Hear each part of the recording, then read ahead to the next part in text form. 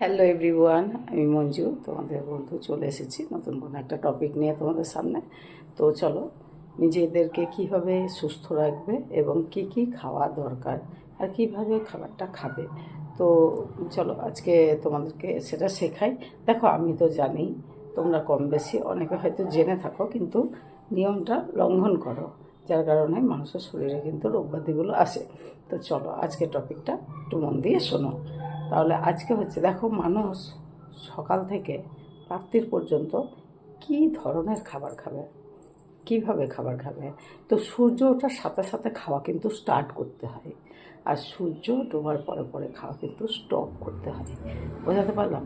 তাহলে সকালবেলায় তোমার অর্গানগুলো কাজ করে, ঠিক আছে? তুমি ঘুমিয়ে থাকলে বা তুমি অন্য কোনো কাজ করলে, অনেকে হয়তো ফেসবুকে কাজ করছো, অনেকে করে না, কিন্তু রাতের জায়গাটাও কিন্তু ঠিক নয়। তো যারা রাতের বেলায় ঘুমোচ্ছ, রেস্ট করছো, তোমার অর্গান কিন্তু কাজ করে চলেছে। তাহলে সকালে কিন্তু বডি একটা তোমার কাছে ভালো হেলদি ব্রেকফাস্টের আশা করে। তো সকালবেলা একটা হেলদি পুষ্টিকর খাদ্য তোমরা খাও, যে খাদ্যটা তোমাদের বডিতে খুব সুন্দর অ্যাবজর্ব করবে। তো তারপরে আবার দুপুরে মিল তোমরা যেমন নাও তার একটু কম নেওয়ার চেষ্টা করবে, পরে জল দিয়ে ওটাকে মেকআপ করবে। সূর্য ডোবার পরে রাত্রির 8টা থেকে 8:30টার মধ্যে তোমরা ডিনারটা করে ফেলো।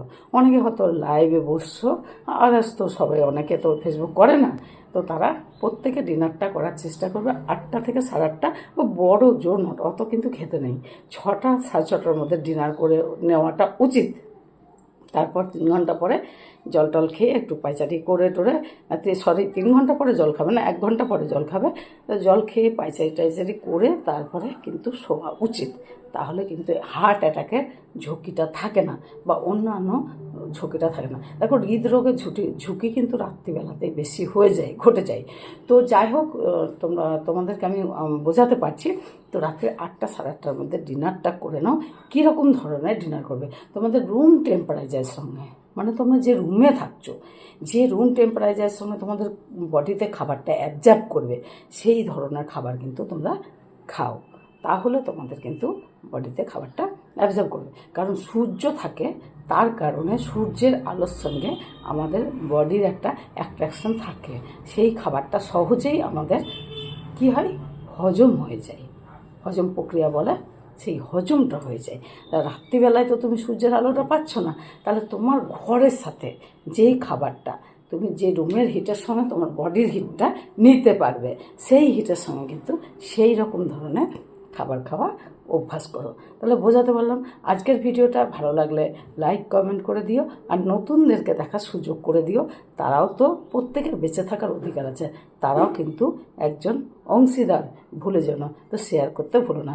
যদি টপিকটা তোমাদের কোনো কাজে লাগে বা তোমাদের বুঝশক্তি দিয়ে তোমরা বুঝতে পারো, তাহলে অবশ্যই একটা শেয়ার দিও। Tata bye. আবার নেক্সট ভিডিওতে তোমাদের সামনে চলে আসবো। সবাই সুস্থ থেকো, ভালো থেকো।